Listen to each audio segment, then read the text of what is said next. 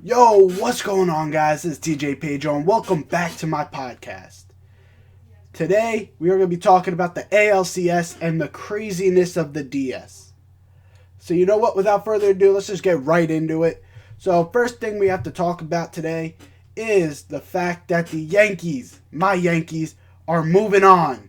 They're in the ALCS, playing tonight at 8 o'clock. This series was basically dominated by the Yankees. There was really nothing the Twins could do. Something that I didn't know about the Twins was the fact that they could not get any offense going without hitting a home run. They left 23 runners on base in Game 3 alone. That is a recipe for disaster for any team trying to make a long postseason run. You have to score with runners in scoring position. It's the name of the game in the postseason. The Yankees were able to prove a lot in that series too. They were able to prove, one, that they're able to hit with runners in scoring position. Two, they're able to play small ball. They did not match the Twins in home runs. The Twins had more home runs, but it was a 3-game sweep, because the Yankees were able to figure out how to get base hits and score runs. They were able to get to good pitchers like Jose Barrios and others. So that's what gives me confidence moving into the CS, where the Astros and the Rays, that was a very interesting series. No one thought that series would be interesting, but it turned out to be a 5-game series. And Verlander in Game 4 looked vulnerable.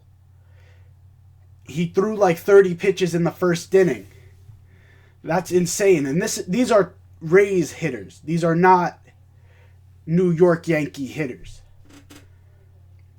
But in Game 5, Garrett Cole was on the mound, and Garrett Cole is very good.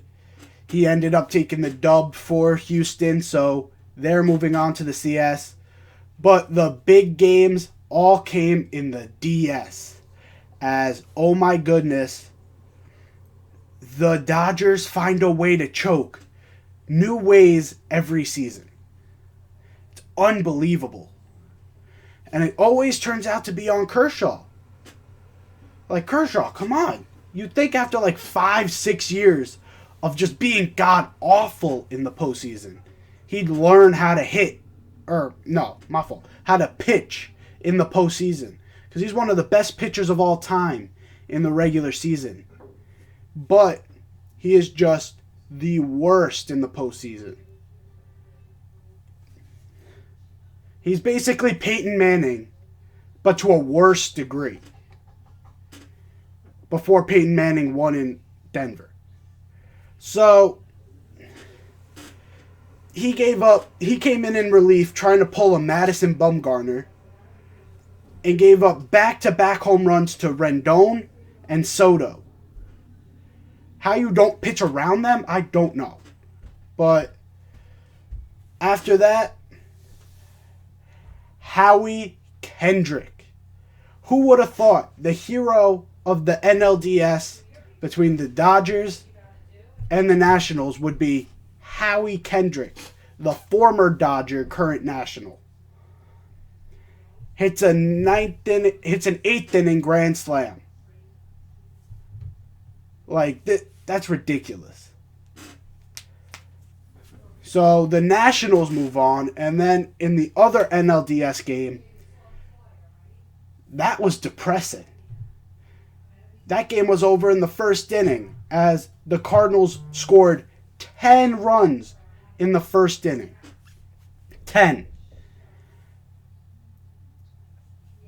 And people are going to look back to Game 1 and say, like, well, the Braves could have won this series in 4 if Acuna ran out that ball off the wall to second at least. But in my opinion, it just seemed like after that play, the chemistry was off. Especially because after Game 1, Freddie Freeman called out Ronald Acuna. You just don't do that until after you're eliminated. Or don't do it at all. Just talk to him privately. But he started talking about how like it's like beating a dead horse trying to tell him to run it out. Man's 22 years old. Let him live a little bit. Mans thought it was a home run. He jogged out the box. Yeah. He was still on base. I feel like the bigger error in that was the fact that he got doubled off later in that inning. But people keep looking back to him trying to trot out the box. So, anyways, the NLCS is set. Washington versus St. Louis. Who would have thought? And St. Louis played earlier today and played yesterday. And St. Louis takes a 2-0 lead in the NLCS.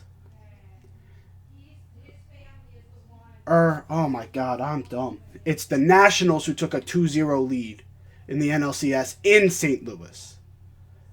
That's what I got mixed up. In St. Louis, the Nationals took a 2-0 lead and look like they're in firm control and look like they're going to be on their way to a World Series appearance.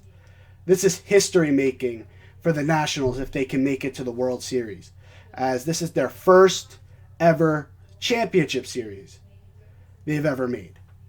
So for them to make it to the CS and the World Series, that's amazing. But enough with the National League. Let's talk about the one matchup we've all been waiting for.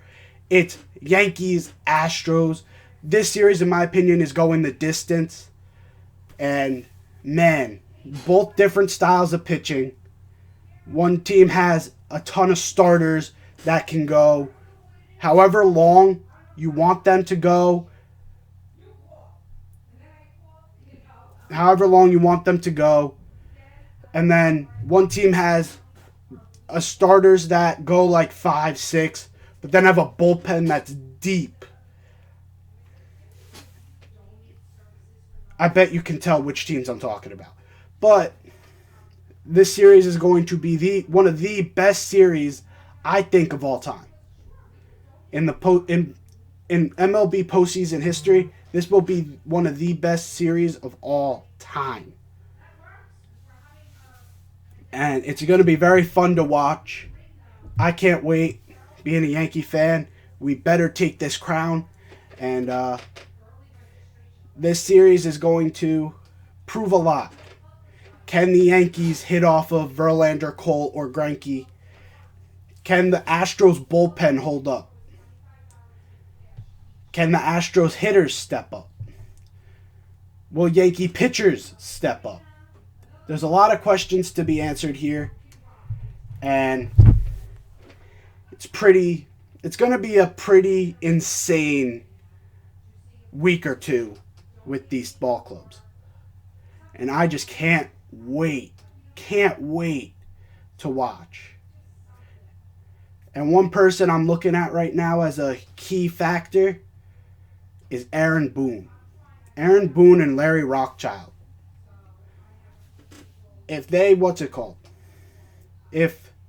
Aaron Boone makes the right calls at the right times, because we moved to a 13 pitcher roster as we kicked off Voit and we kicked off Wade to put in Sabathia and Hicks.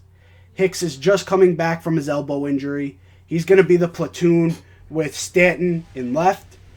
So we'll see how that works out. But with this 13-man pitching rotation, Boone looks like he's about to go to the bullpen a lot this postseason. He looks like he's about to just say, you know what, if you're going to get into a jam, even if it's in like the 5th inning, if you get into a tiny jam, I might just pull you and bring in one of my guys off the bullpen. So if he can make decisions that will be beneficial to the team, which that's one of the flaws with him, is sometimes he likes to keep a starter out there too long, or he'll keep them out there too short. He'll be trigger happy and pull the reliever. Sometimes you can't find a happy medium with him sometimes. So if he can step up and actually make proper decisions this postseason, this can be our series. Because I feel like the hitting will be there. We will score at least 2 to 3 runs a game.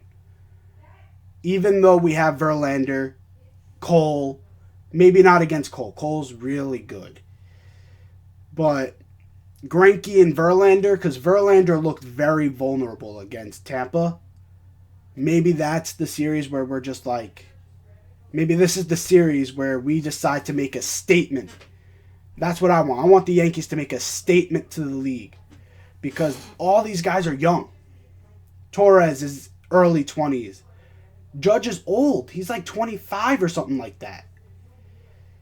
Stanton's up there, but he's not even that high up there. He's just like 27. LeMahieu's middle-aged. Gio's young. Gio's like 23. Sanchez is 23, 24. So we've got years with these guys. Years. This series has to make a statement. This is our year. We got to get it done. And I think we could get it done. The Astros, don't get me wrong, the Astros have an excellent team. They won the World Series 2 years ago. Were in it last year. They basically have the same team, but the bullpen is going to be one of the key factors that I think will come into play in the Yankees winning. Because the Yankees have a great bullpen. And I feel like I'm confident enough to say that that Chapman will be able to get Altuve, Springer, and Bregman out almost every time they come up to bat. And I don't know what their bullpen looks pretty weak right now. They got Roberto Osuna, and that's about it. It's very weak, and I just hope they're gonna choke this postseason in this series. So again, this series is going to be very fun to watch. It's going to be a very tight series, neck and neck, and hopefully the Yankees take the crown. But this is going to be the end of this podcast. Hopefully you guys did enjoy. If you did, leave a like down below. If you're new here, hit that sub button. We are on our way to 200 subs, so don't miss out. Hit that sub button and click that notification so that you can catch all these podcasts or any other videos that I post. But until next time, I am out. Peace.